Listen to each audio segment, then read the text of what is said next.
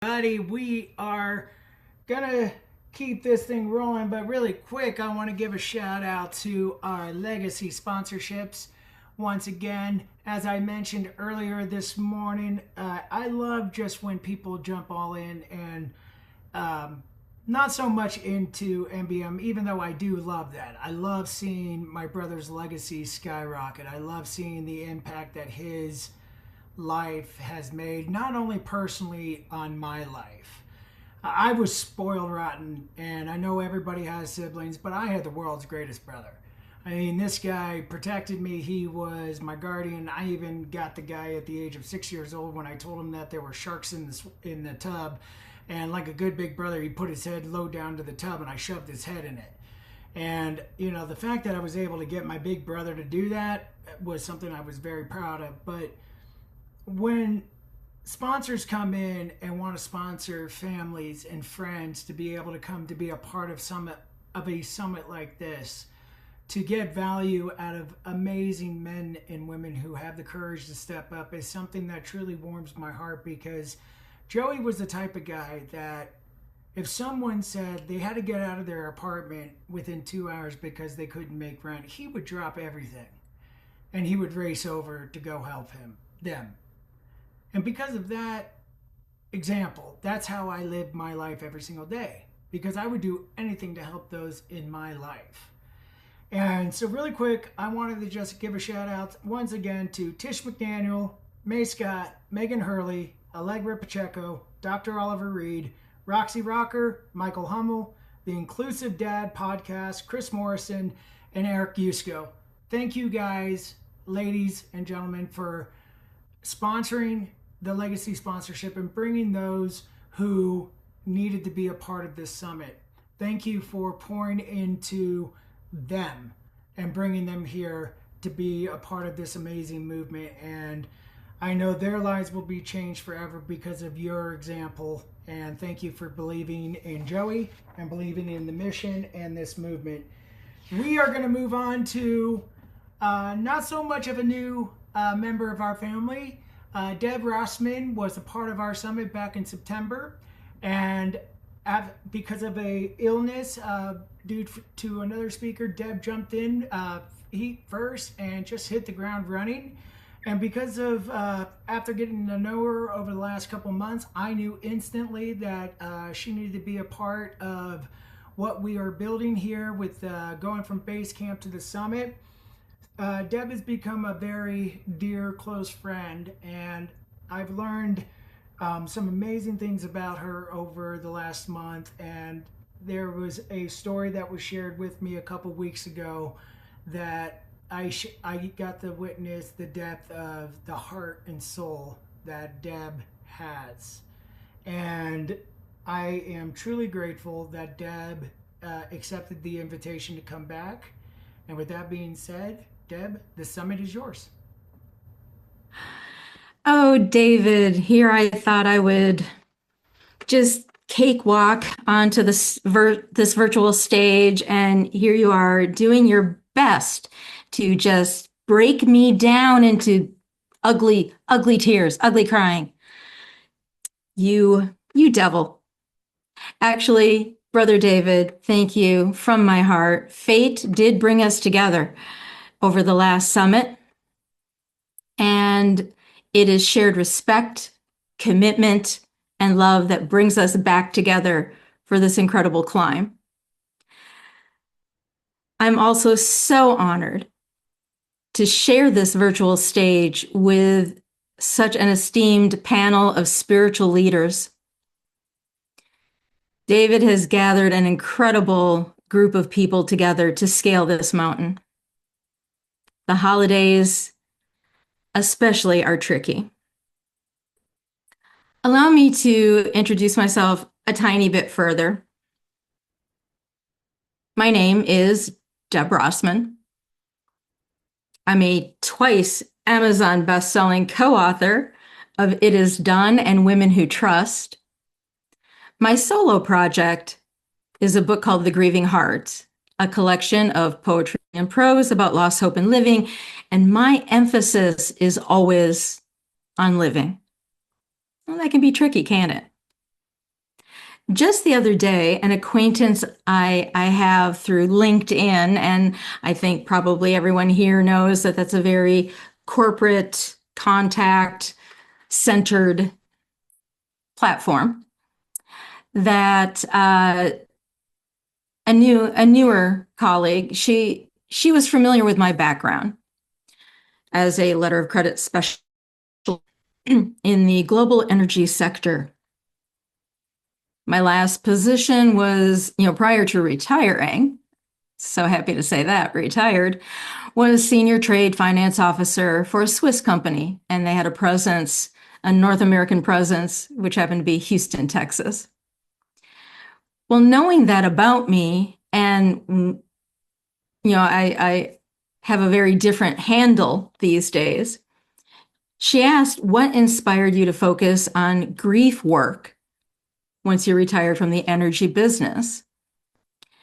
And I told her that I was happy she asked, but that the answer likely wouldn't come as a big surprise.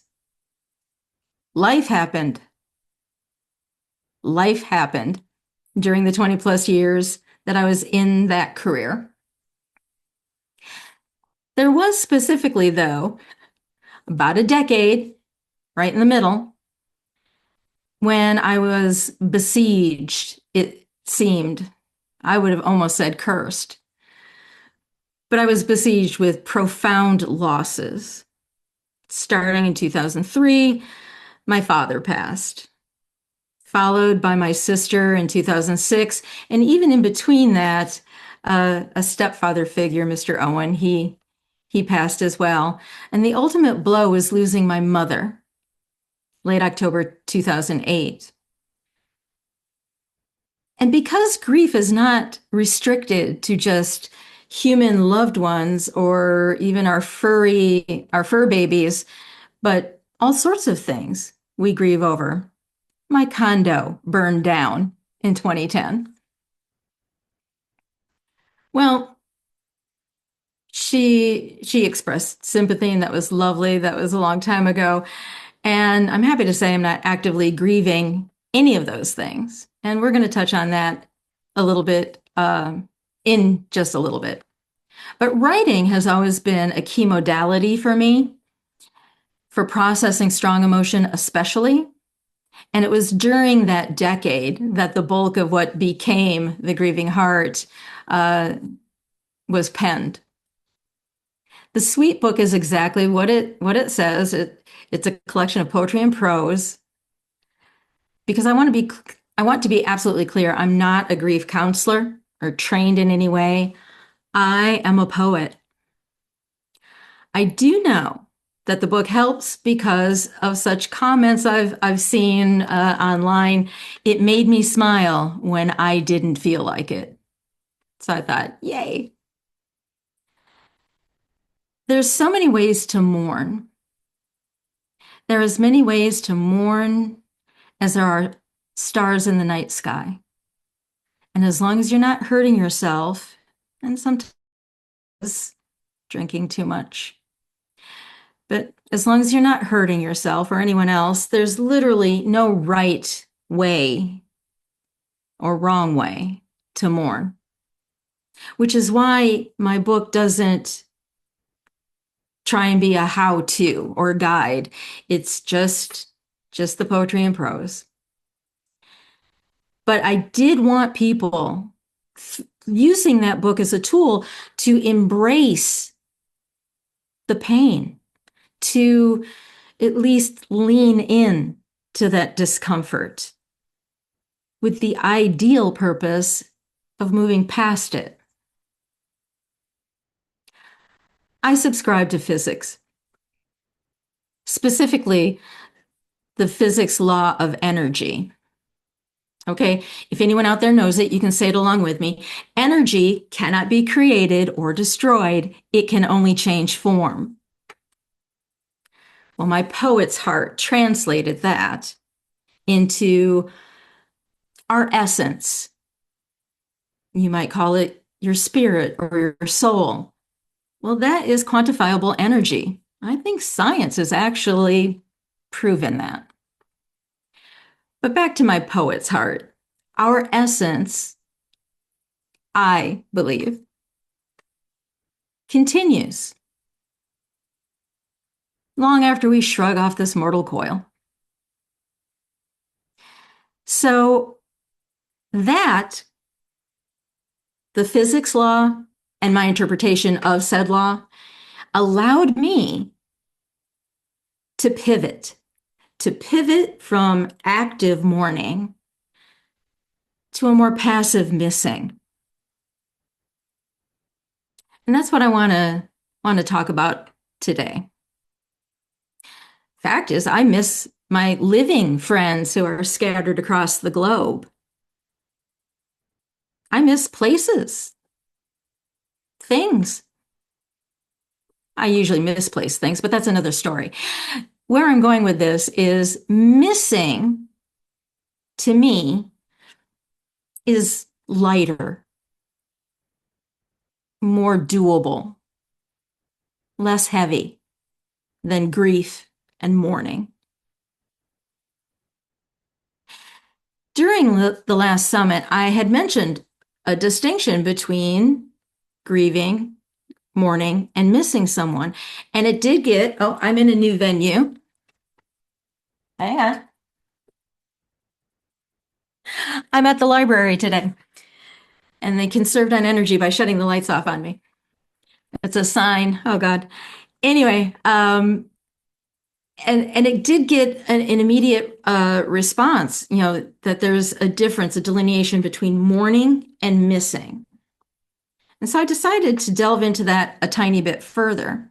So active mourning to me often comes immediately, not always. There are some people who are wicked good at compartmentalizing and bury things, but for most of us, it follows immediately on the heels of a loss. And it typically happens in a period of time. Now, what that time looks like is completely different for everyone, and it can take years. Passively missing is an ongoing prospect, and it's reflected in the emotional scale. Heck, it's reflected in the stages of grief. This is what I mean by this. The emotional scale, the low vibrations are things like hopelessness and grief. The high vibration, the highest vibration is love.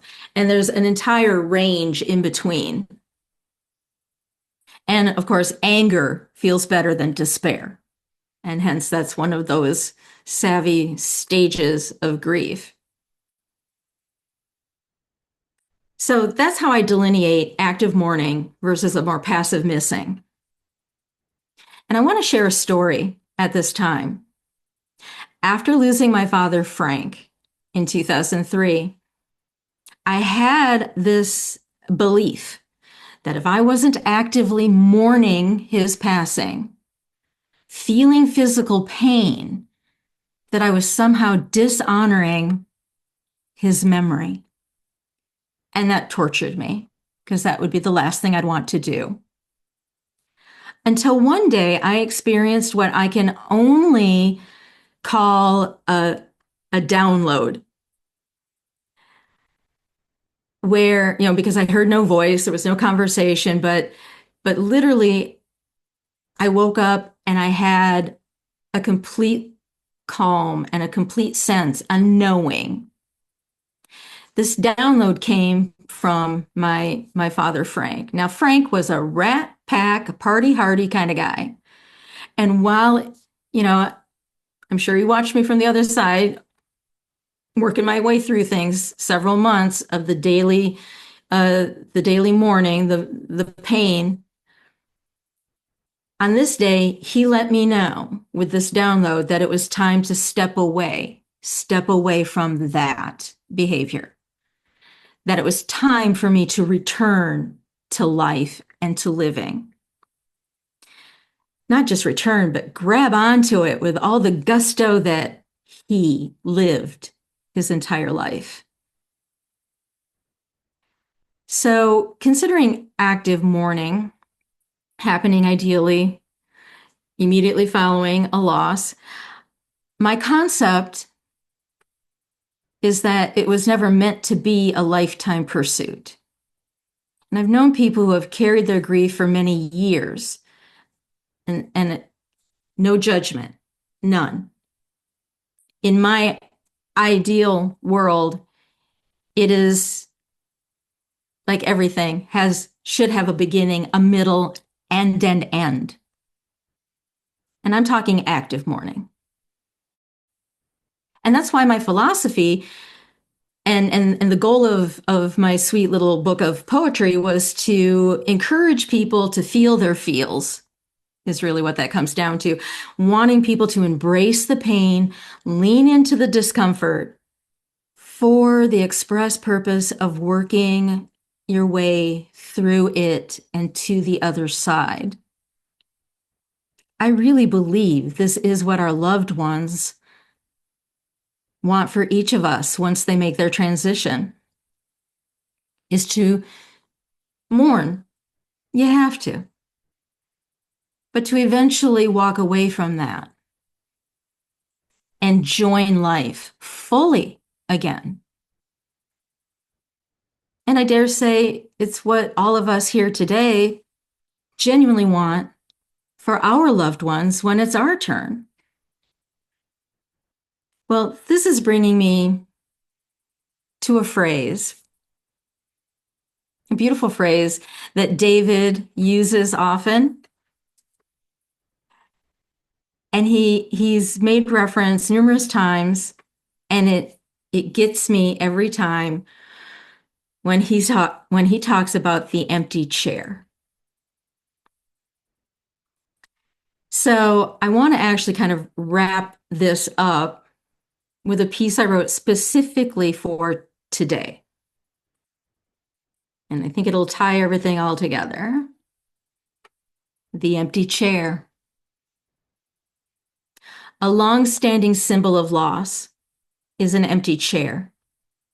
Once depicted as a small stool sitting next to a meager fire in Dickens' Christmas Carol, where the imagery instilled heavy remorse and grief, and the symbolism silently spoke volumes. The empty chair conjures up ghosts, not only for fables, but for many of us, and especially during the holidays. Ironically, if you're fortunate, then you will have numerous empty seats at your holiday table, because it's often the price of a long life. At 65, my table has many empty places held in honor for great-grandparents, grandparents, numerous great and current aunts and uncles, a few cousins, all of whom I was blessed to have known before they transitioned. However, in recent years, the empty chairs have become much more intimate to me. My father, Frank, my sister, Sherry, my mother, Joyce. It is my mother's chair, a December baby who loved the Christmas holiday best, but who also subscribed to the Hallmark holiday calendar. It is her chair that can still haunt me these 17 years past.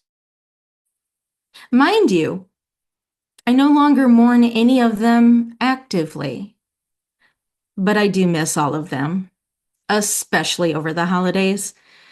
So embrace your loved ones as long and as tightly as you can, but don't be afraid of the empty chair. For one day that seat will be occupied by you. Then it will be your kin, holding a place of honor in their hearts and at their holiday tables, for we all traverse home in the end.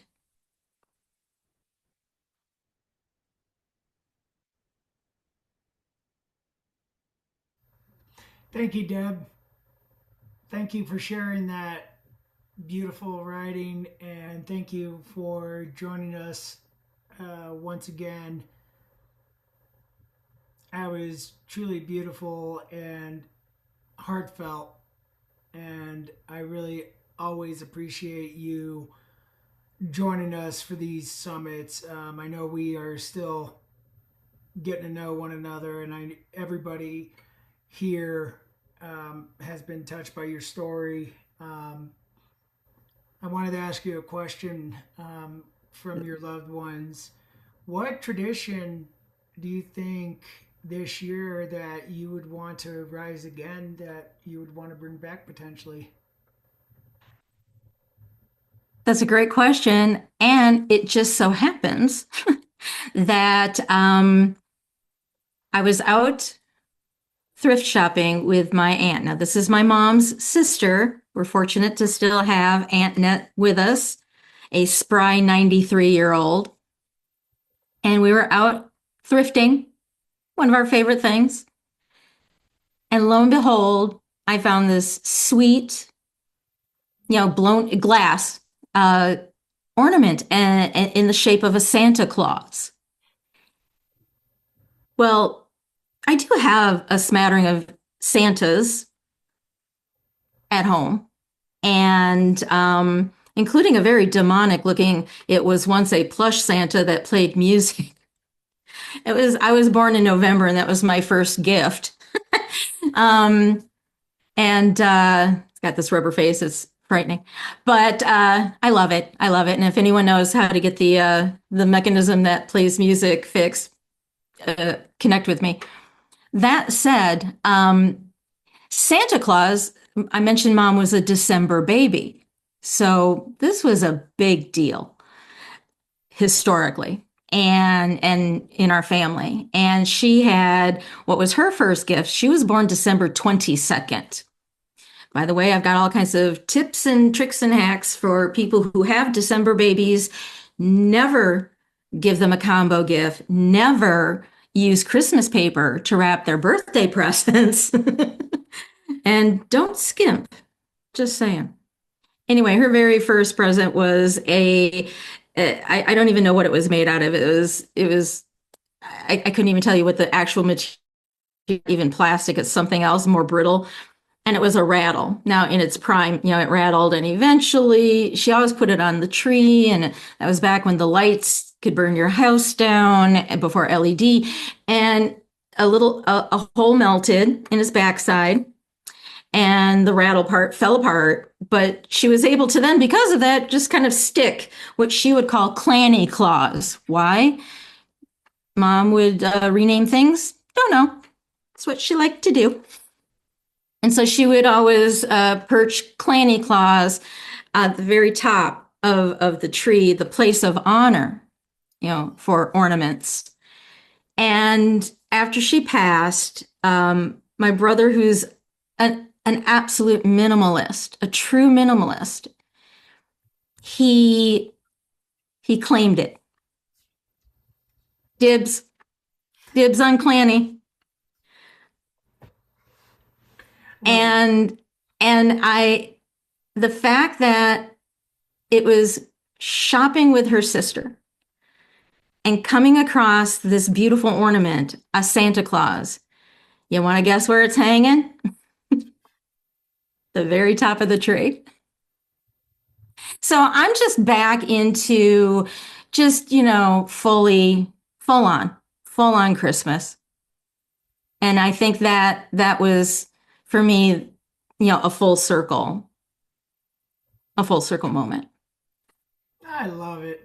I love it. Going full on Christmas is awesome. In my basement, Christmas threw up all over the basement. I've got stuffed animals all over the place that sing. It's the snowmen that sing that my brother and I used to collect, so I decided to pull all those out. So going on Christmas is absolutely epic. So thank you for sharing that. Before we kick it over to the squirrel hunter from West Virginia, we're going to open up the VIP room and our amazing guests. I just said that. We're going to open up our... Oh, boy, I can't talk anymore. Anyway, to our amazing speakers. Does anybody have anything that they would love to say to the lovely Deb Rosman before we welcome Mr. Michael Faber? Somebody's hands are moving. Go ahead, Sierra. Deb, this was my first time meeting you, and I'd just like to say, like, you have a very sweet spirit. So it's very, very sweet. So Thank you. thank you for being here and sharing with us. My absolute pleasure. Thank you so much. Thank you, Sierra. I appreciate that. And sorry, I was reading something. Thank you all so much for being here. And we're going to kick this over. Deb, from the bottom of my heart, welcome to the family. Thank you for joining what we're building over here with the movement. Life is really good right now with, what we are doing these next 2 days. We've already had powerhouse of speakers.